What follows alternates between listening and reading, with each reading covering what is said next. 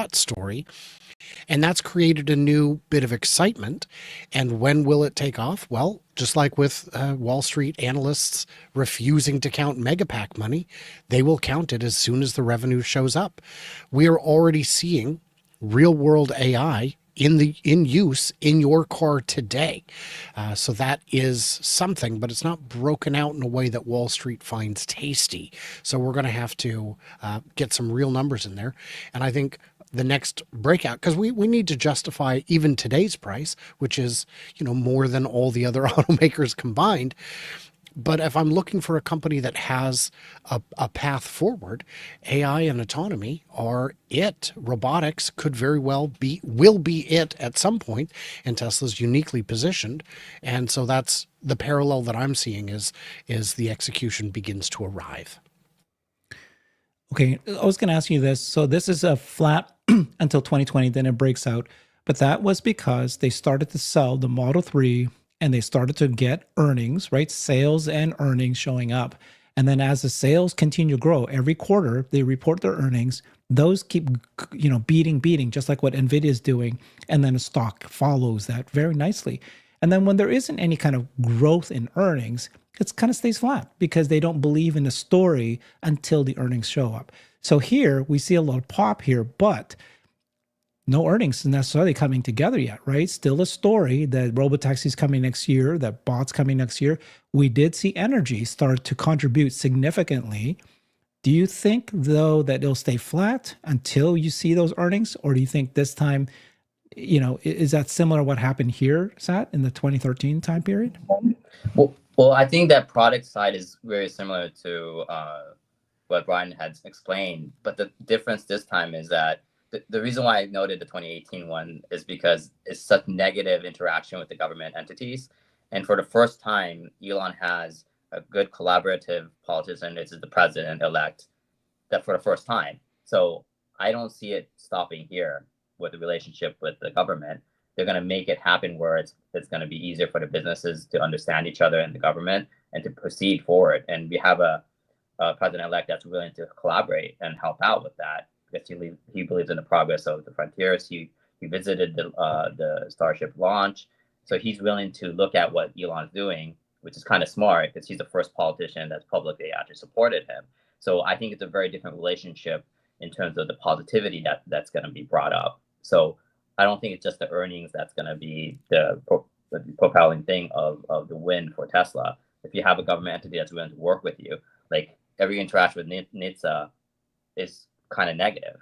And so if you have more proactive politicians that's willing to learn about the technology, that's going to push forward for it, then it'll be a positive light for the public as well. So indirectly, I think it's going to bring a more positive light overall. And it's getting to the tipping point. I don't think it's there yet, where everyone's going to start realizing that, oh, hey, these government entities are willing to be a little more positive about Tesla. Maybe we should change our views on it.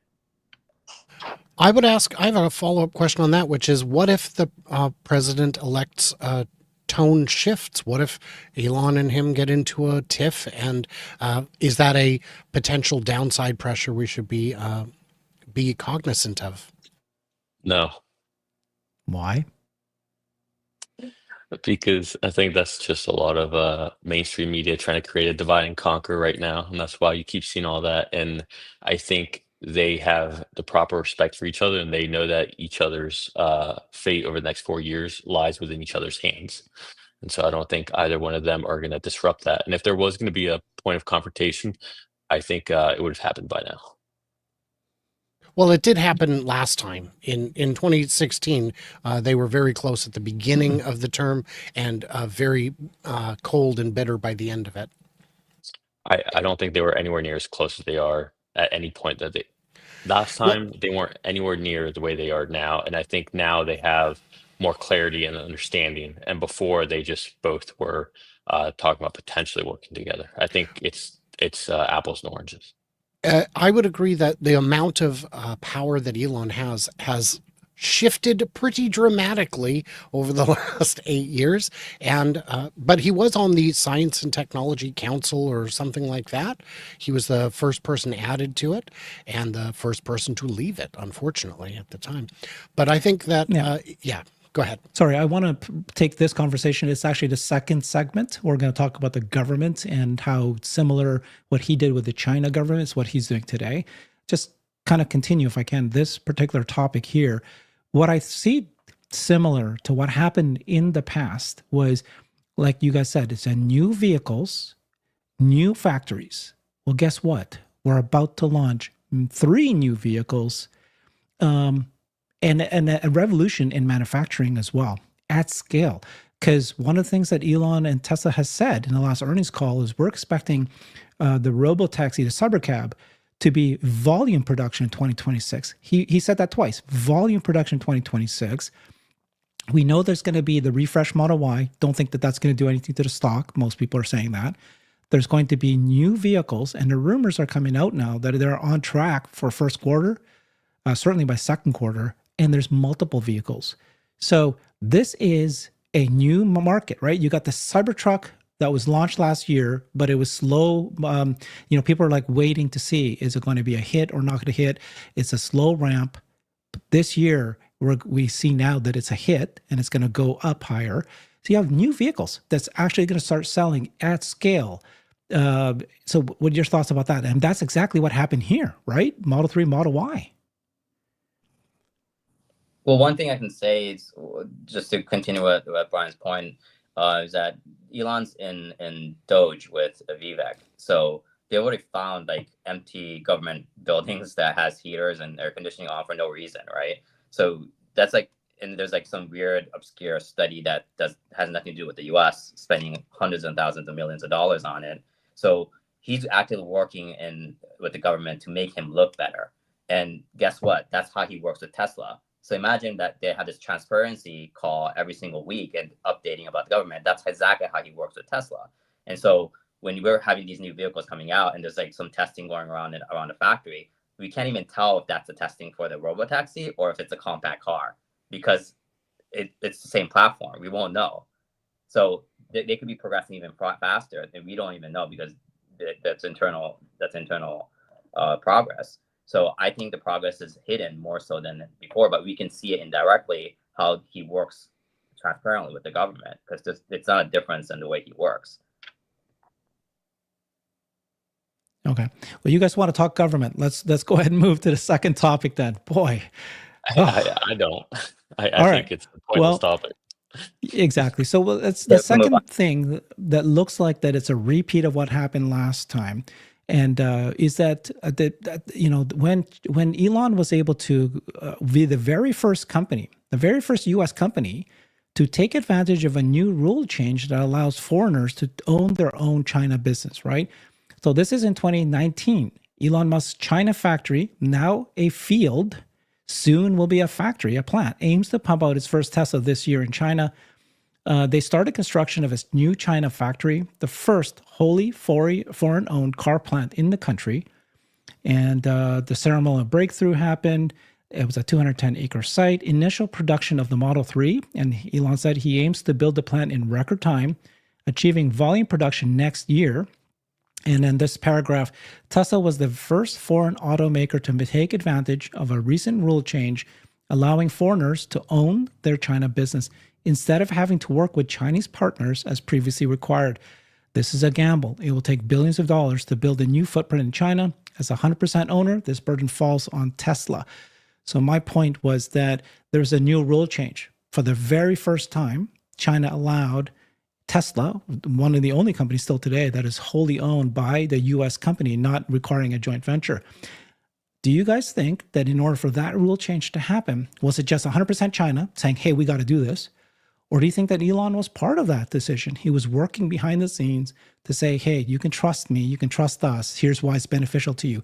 And the reason I'm bringing that up is here we are today, and you see Elon very closely working with the U.S. government now, possibly changing rules that is going to be great for the country, which is, robotaxi federal guidelines. And you see him shaking hands with every single, dignitary of many countries out there.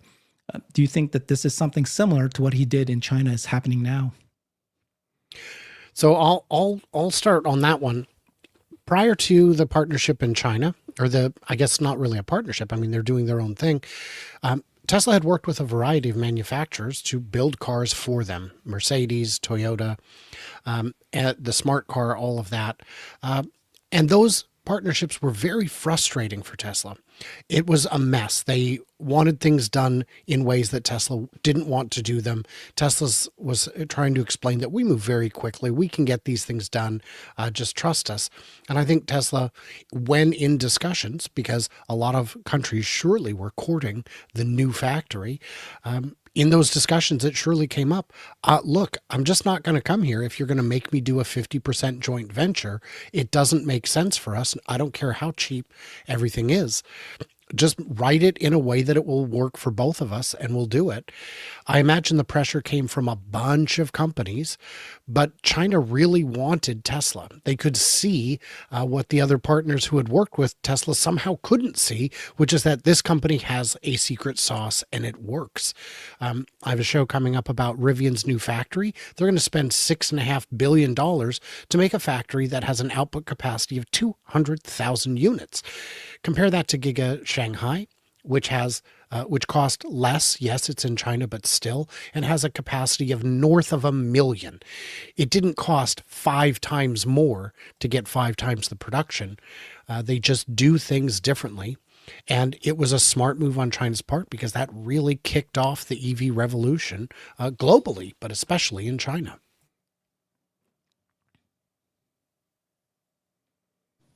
The other thing in China also that was different, I think, with Tesla is because there's so much more automation related to it.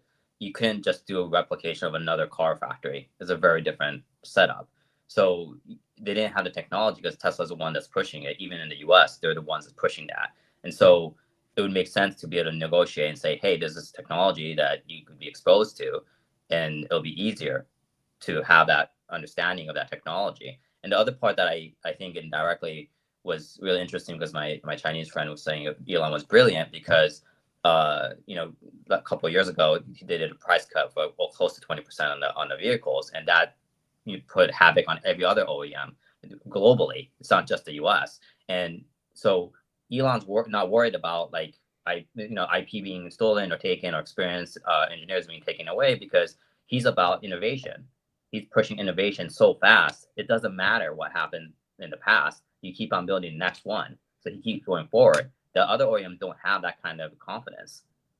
So, and then this is the other part of China was different. They couldn't figure out the ICE engine. The engine they couldn't figure out. That's why they're trying to partner with the gas OEMs, try to figure out how the technology works.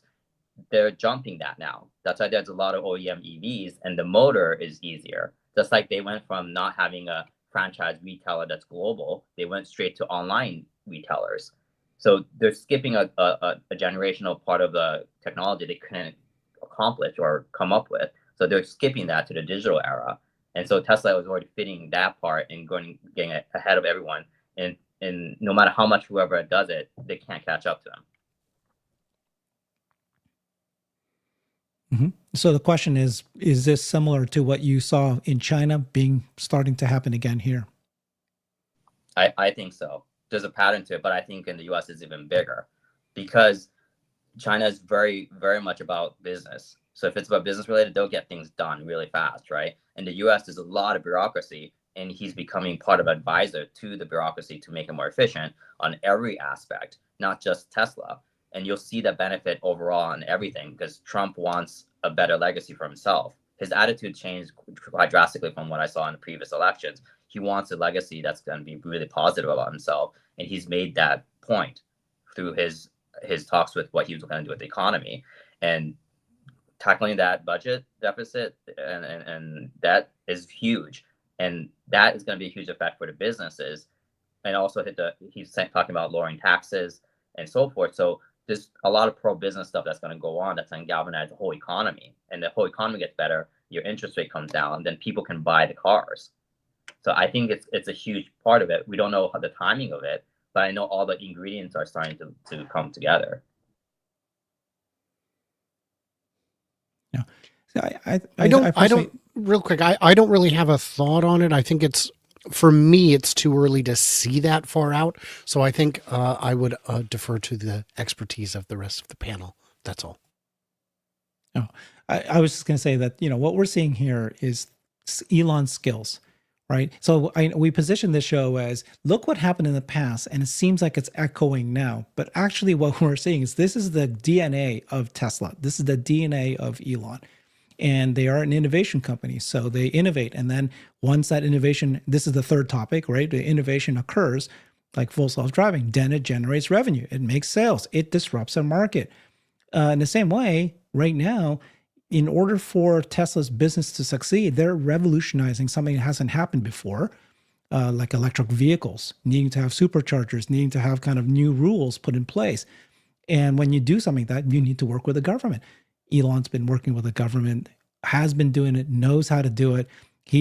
In fact, every dignitary is trying to call him, and they want to talk to him. And so he brings business to them, massive business, massive jobs, like one of the best. And so this is why he's able to make these negotiations.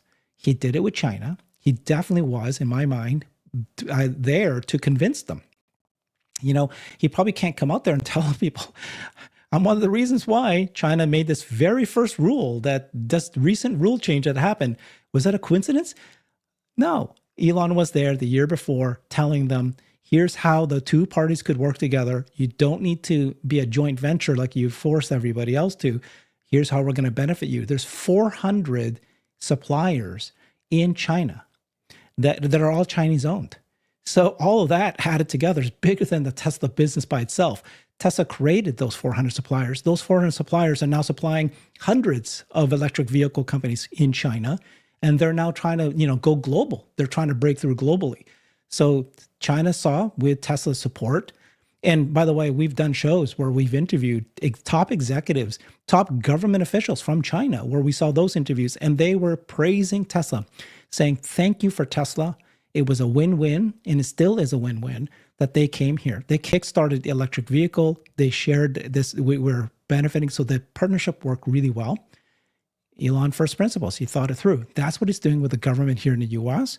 And so I'm just saying that this is the DNA of Elon, is like he's able to negotiate these things with the government to come up with the right regulations required. And if they don't give you the right regulations, he finds a way to go around it.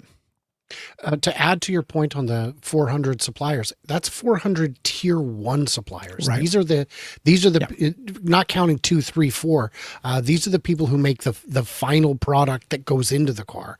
And if anyone doesn't know what the tiers are, for example, a headlight assembly would be a tier 1 provider. The bulb itself would be a tier 2. The wires in the bulb would be tier 3, and so on. So it is a very robust supply chain that is really, really tough for any other country to compete with, because they've spent the last 30 years dialing it in. Well, that's the other part too, that it's creating that entire ecosystem.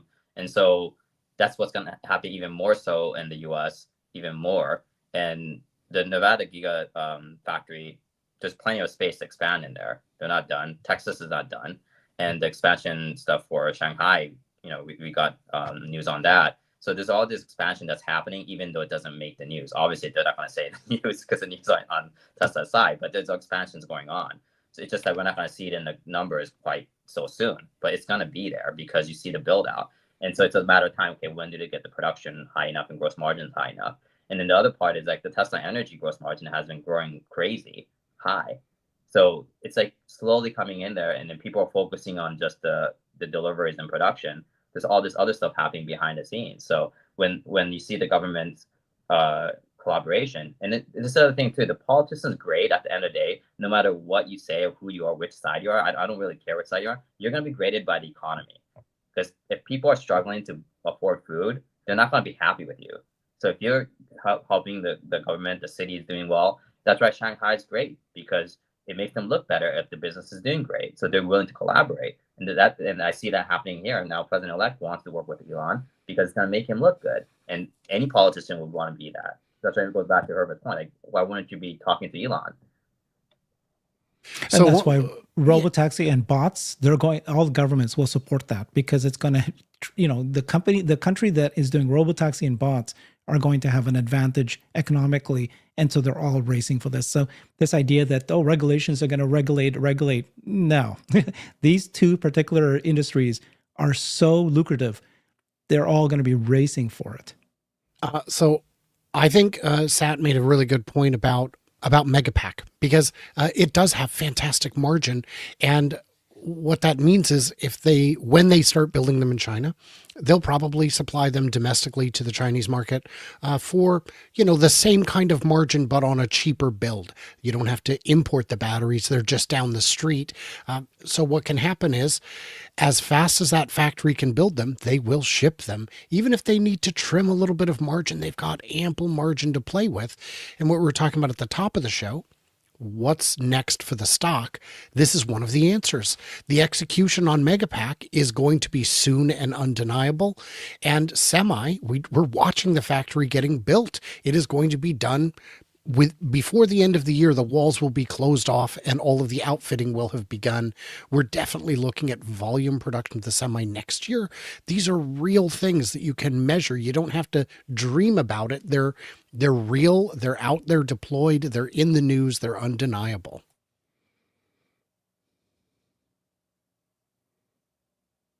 Nick?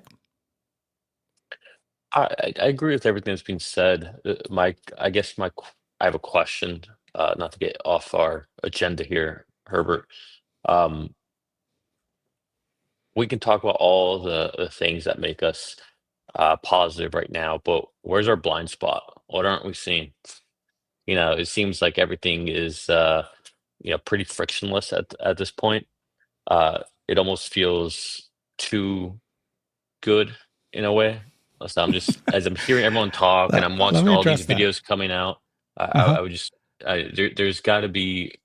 Um, I feel like there's something we're not thinking about. Yeah, go ahead. Let me address that, because I think this, I'm trying to find the persons who did this great post, very long thread explaining this. This is PTSD that we have. So we've lived through this period of 2021 all the way to today. That's 3.5 years of this. And so everybody's going, what is our blind spot? Well, that is the blind spot, right? For this length of period of time, nothing changed in terms of the stock. And so when we're here today and we see these things coalescing together, we're worried. Oh, because we were worried a year ago and it didn't happen. We were 2 years ago and it didn't happen, right? So that brings us to the third segment, which is this notion that Tesla seems to be, they're an innovation engine. They keep coming up with new innovation. The latest has been full self-driving. 2016, they said it was going to be here. All these people writing up articles everywhere. Robotaxi is around the corner. It doesn't happen. It doesn't happen for 8 years. And so now you've got PTSD and you're going, what am I missing? It's too good to be true. It seems like it's all coming together. But when it does happen, and it will happen, maybe not next year, maybe 2 years, maybe 3 years, you're right. It could still be that. It'll be kind of, because we're all anticipating. But when it does happen, it is a massive revolutionary change that's going to change the whole cities and commerce. And it's like a massive change. And so my answer to you is that, yeah, that's what we've been doing the last several years. And then it happens. Yeah, let me say it a different way. So I hear you. But I think what I'm saying is more so, you know who Alex Cunnell is? Any of you guys? No. Free Solo. He's I just watched that very show. famous. Yes. Okay. Yep. Yeah. So he climbs essentially. Yes. He rock climbs without any gear on at all. Yes. But before he does that, what he does is he'll climb it with a harness, everything. But while he's climbing it, to understand, what he's doing, where he's at, he's constantly thinking about what happens if I slip here? What happens if I fall here? He's thinking about the worst possible outcomes so that when he goes without the harness, he's not thinking about it for the first time. And so that's all I think it's good and healthy to do. So for example, what I would say is some things that could come up would be the comp plan actually still gets denied. We also have a accident with FSD that gets really big news. We still actually haven't seen a huge spur of demand because of rate cuts and all that. We could go into a recession, further delaying things. China could invade Taiwan. There's lots of things that could happen, and I just bring it up so that while we're in a very euphoric point in time right now, and it's kind of a reprieve after everything that's happened over the last 3 years. Just a little sobering, I know we're in the holidays and all that, and everyone's feeling extra good, and it's really good when, I'm sure everybody's Yeah. net worths are looking really good right now, but just a little sobering so that Yeah. if something happens, it's not the first time you're thinking about it. You're not completely caught, on your heels. I mean, recessions happen and recessions can happen again. All the things you said can certainly happen. The thing I'd be worried about, if it's not the things you just said, actually, those can happen, will happen. They've always happened. What I'm worried about is if I see a failure in the innovation. If FSD does not become a reality because it can never become a reality. If the bot can never become a reality, those are devastating to this company, devastating to the stock. The rest, imagine what happens if the bot still succeeds. They create a bot, it actually works, even if there's a recession, even if there's a war, even if there's all the things you mentioned happened, it's not going to stop. The bot is going to still be incredibly, in fact, if there is a recession, if there's a war, the bot is actually even a bigger seller. Well, I think the more immediate one is a 25% tariff that Trump China. is saying about. No, China's actually doing a fighting back, right? Strategic supply chain war is what they called it. Yeah, but Trump also said for Mexico and Canada, so that would change the plans for Tesla in terms of the factory in Mexico, right? So there is a general impact. I think the stock market was a little bit down on the first year that Trump was in office, the first term. So I think there is that kind of effect on it, but in the long run, I think it'll work out. But that's why, what Nick is saying, I've always mentioned that too. When it gets too euphoric, I'm also saying the same thing. Is like, just don't be so high and going to 500, 400. Like, don't be so excited because there's gonna be the valley coming in because it's not that smooth. I spent 6 years holding on to the stock where you could have bought the stock cheaper in 2019 and June of 2019 than May of 2013. So the 4 years is nothing compared to the 6 years. And the 4 years of this time, you're profitable the entire time. You weren't profitable the prior 6 years. So every Tesla Q was correct, right? They could have been correct because, like, look at the numbers, it's all negative. They don't want to see the progress that's happening. Deliveries are increasing. So in terms of that, I think any kind of negative stuff that may happen is much more temporary. And so I think the volatility last month is more similar to the volatility I saw in like 2018, 2019, when any little news about the government related to the EV industry or Elon saying a new announcement on unveil, it changes the stock so fast. And that's where I think we're at. We're at a cusp of the change and transition for the next era for Tesla that's going to be even bigger than the last 10. It's just that, the PTSD is there for the people who joined in 2019 because they saw the euphoria first. So they're like, oh, what's happening now? And I'm like, you guys are lucky, man. It's all green, man. The finance is all green. So I think there's much more stability despite the volatility, but volatility in terms of a mega cap. But Tesla's pretty stable on the financials. So it's only the emotional part that really gets to the stock part. So I'm not worried about the temporary valleys, but I say the same thing that Nick says when it gets too euphoric. Like, don't get so excited. There's going to be some dips and whatnot, but it's going to be really hard to see the $110 we saw earlier in the year. I don't think that's ever going to happen again. Oh, yeah, just going back to this, it's very possible that this period of time will continue for another 3 more years. I mean, nobody says it's going to happen this year. But my point being to you guys is that what's different is the technology. If FSD is not solved, then it can certainly go another 3 years. If it's solved, it won't go on for another 3 years. This flat. Same thing with the bots. It's not solved, right? But you know what I mean? Like, it's something that they can actually show that it actually is going to be a successful product. So the one point that Nick mentioned about the FSD possibly having a crash right now, there already was one. There already was one in 2014 or 15. And he was like a YouTube guy who was very big advocate for Tesla. He wasn't paying attention when the FSD was on. and FSD couldn't read the big truck. The truck was so big it couldn't see it. So there was the whole investigation, everything. So that's what happened. But ultimately, the driver is responsible. It's not like Cruise where it's already humanless, at least in terms of the actual physical part of the vehicle. So you're not going to have that issue when there's an accident happening, because Teslas aren't going to be without a human in level 5 until they're 100% sure on it. So the FSD part into the general public, I think, will not be an issue. It's when the robotaxi gets deployed, that's more of the bigger issue if it happens to that, but not the people who have FSD in their vehicles. Can I ask Sat a question, Herbert? Of course, go. Sure. Sat, normally I would ask someone scale 1 to 10, where are they as far as their bullishness moving forward right now with Tesla? But since it's you, are you avoiding any covered calls? Yeah, well, I mean, I have covered calls and I got stuck in it, but I always do really long, like next year, the second half of next year. I'll manage it as it goes up and down. Like, I rolled it up and then now it's down. So I take the profit again. So, and then I always play the other side. I sell puts. So Yeah. I'm going to win either way. It's just that I'm a long-term person. So they're way out. I'm not doing this quick flip. I'm doing it 6 months, 10 months. Some of it's 13, 14 months out. So it's a long time before that's why I'm okay with seeing red in my numbers, because I saw red for 6.5 years. It doesn't deter me at all. Like, I don't get emotional over it. And that's why I don't get emotional when it rises up. It's just like I told my friend, she didn't sell, right? She gets so much flack from her immediate family and friends. We should have sold Tesla and this and that. Now it's back up.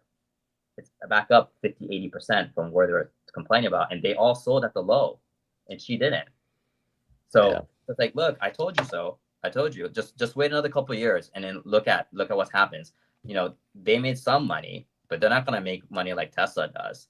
And it's like, didn't I tell you so? You just had to wait a couple of years. So it was really hard. It's for people who's not used to it. But I'm like, calm down, just chill, just don't look at it. And so that's my same stance with even the covered calls. It's like, I have it way far out for a reason. So I'm not looking for some crazy 1,000% return, 100% return. I'm not looking for that kind of return. I just want to be in the positive.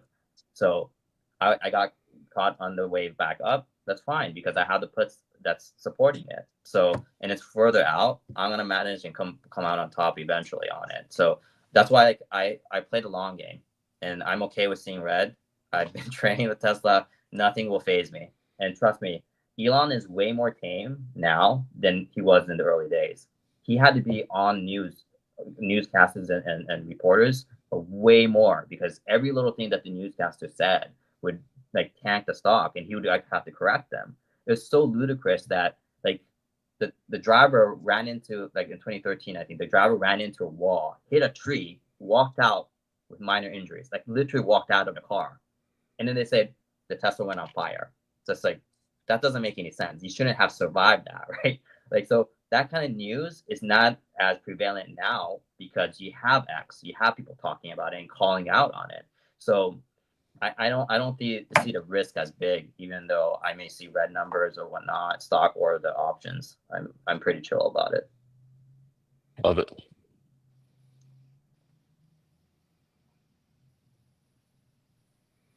Back to you, Herbert. Yeah. So the third segment is the things that similar to what happened in the past, where people were waiting for new innovations. It takes longer than they realize. So everybody says, oh, it's all story, it's all stock, it's all talk. They don't deliver, and then they do deliver, and then it shows up. So most recent, of course, is energy, right? Everybody kept saying, oh my God, this energy business is huge. And yet it didn't deliver.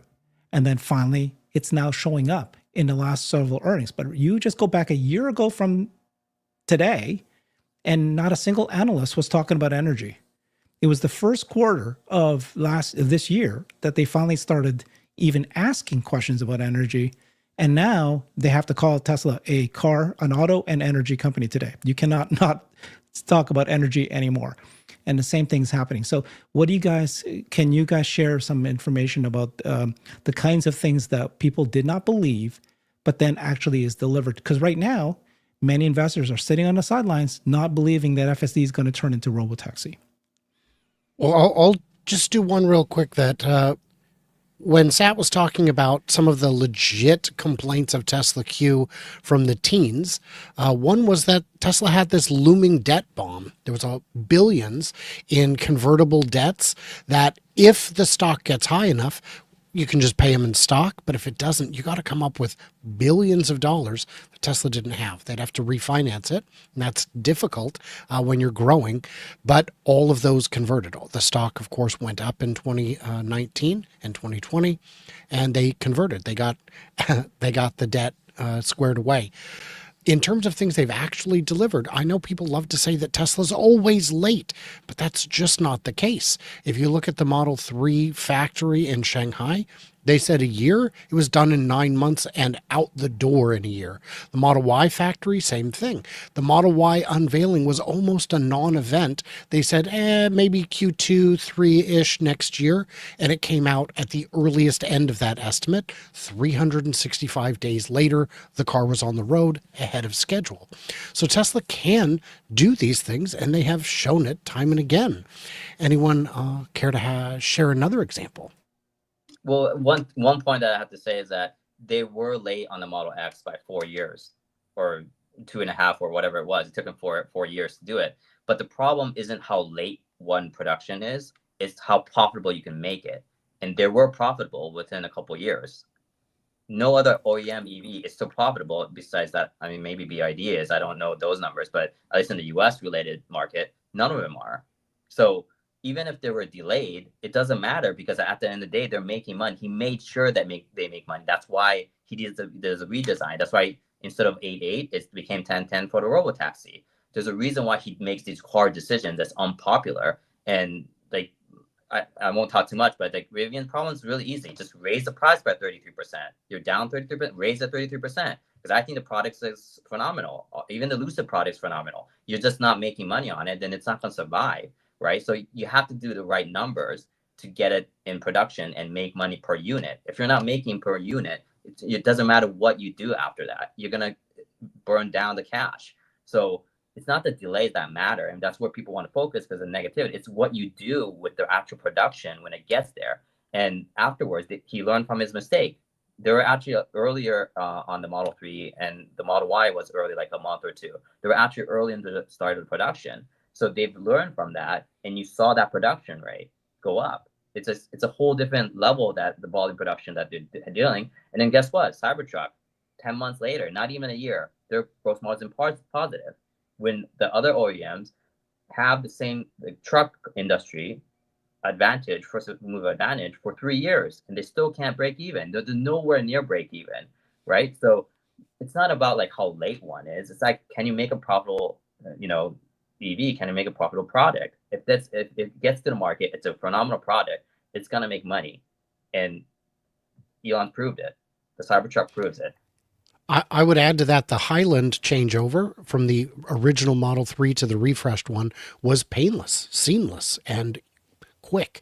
So we didn't have a lengthy shutdown like we saw with the S and X, which is the oldest line in the oldest factory, making, frankly, the oldest cars in the lowest volume by a margin that's large enough to be laughable.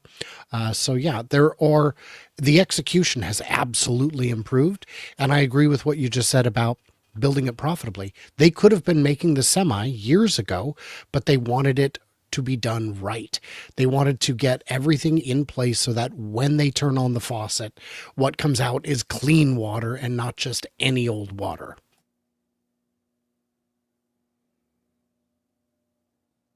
Yeah, I don't have any story necessarily to add, but I would like to offer up a different opinion on all of these things, whether it's being late, whether it's Elon says he's going to do something and it doesn't happen, whether it's FUD, media, cars catching on fire, accidents, all of that.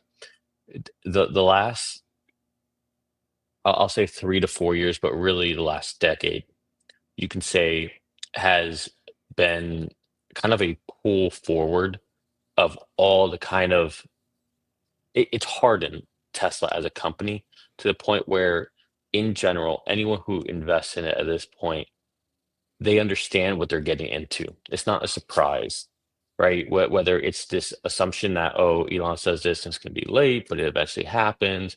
Whether it's, do cars catch on fire? Do they not? Like all this stuff has kind of already been, um, come out. It's been these headline news, and then they've kind of been debunked, or rational thought has um, prevailed.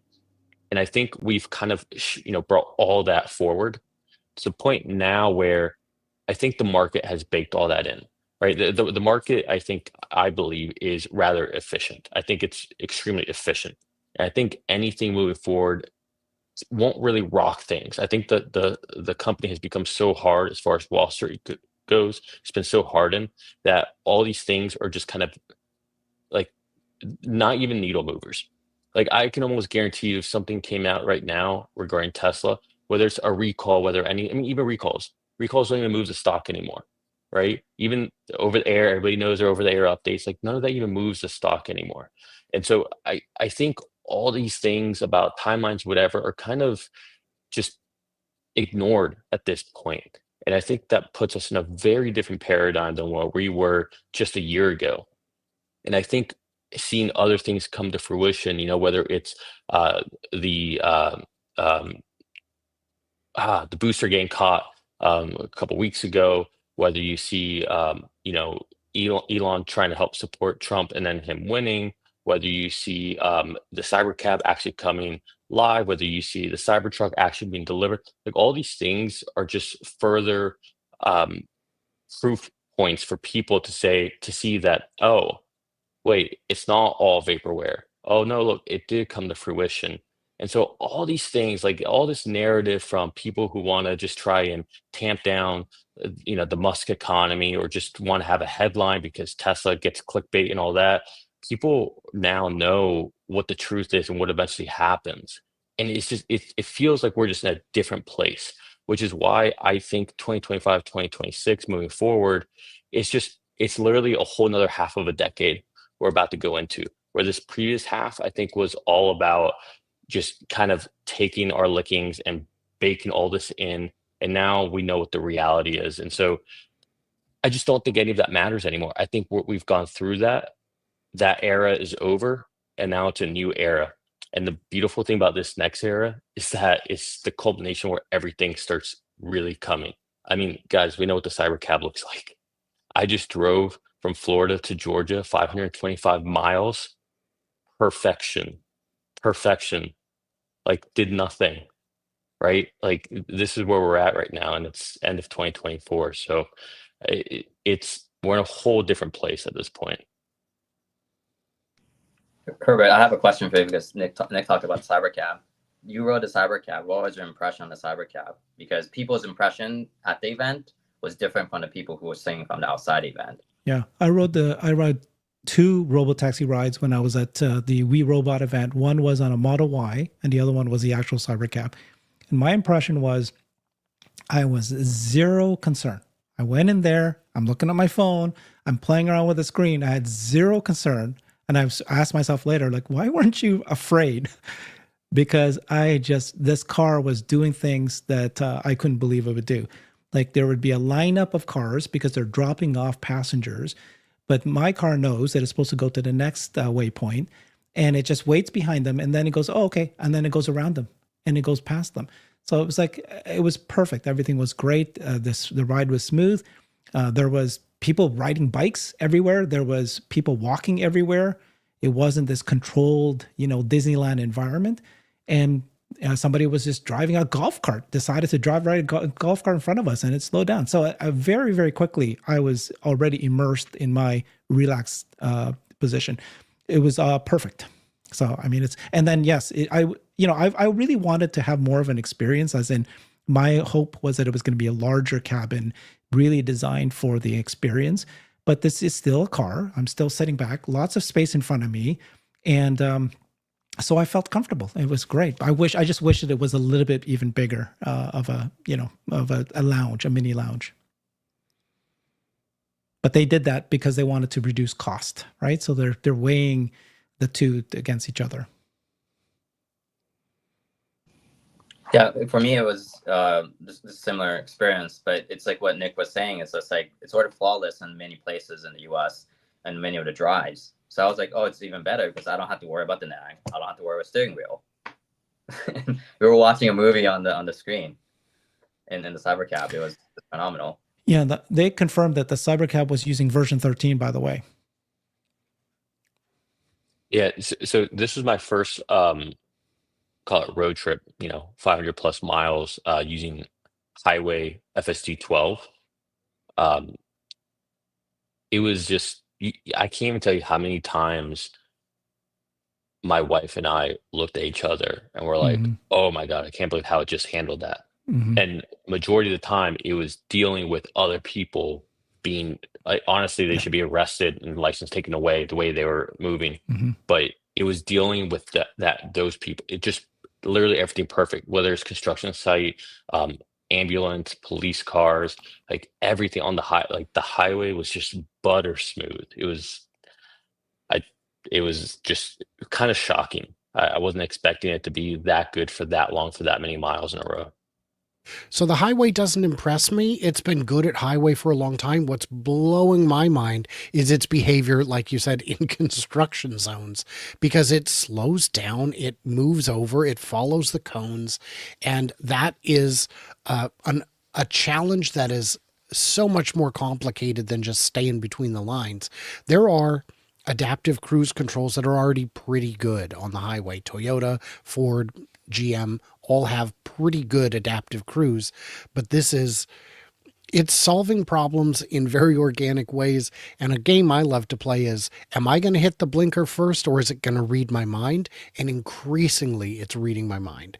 And it's wonderful. I do half wonder if the cabin camera's watching me reach for the blinker, but I don't think it is. I think it's It, just doing good. it's funny you say that because a couple of times I was sitting there, it's like, okay, we just passed this truck, but now I'd get back over to the right lane immediately. It was a little uncanny. It was one, and city streets happens all the time where I feel like it's read my mind. It was the first time on the highway. It did so good getting past vehicles, getting back over to the right lane, letting them come by, then we get back in the left lane. Like it was just I couldn't believe how flawless it was. I keep hearing people say that's like a teenager driving. You haven't tried this version. This is not a teenager. This is definitely a 20-something-year-old easily. And you haven't met my teenagers. Okay. Well, thank you guys very much. Appreciate it. Stay on the show. You're going to get the redirected to Brian's channel. He'll answer all the questions that was asked in the chat. We covered quite a bit today. Tesla investors waiting for the stock for many years, but what we're seeing today is unfolding in front of our eyes. A lot of it happened already in the past or echoes of the past, and that's what we talked today. Thanks, everybody. Bye-bye. Thanks.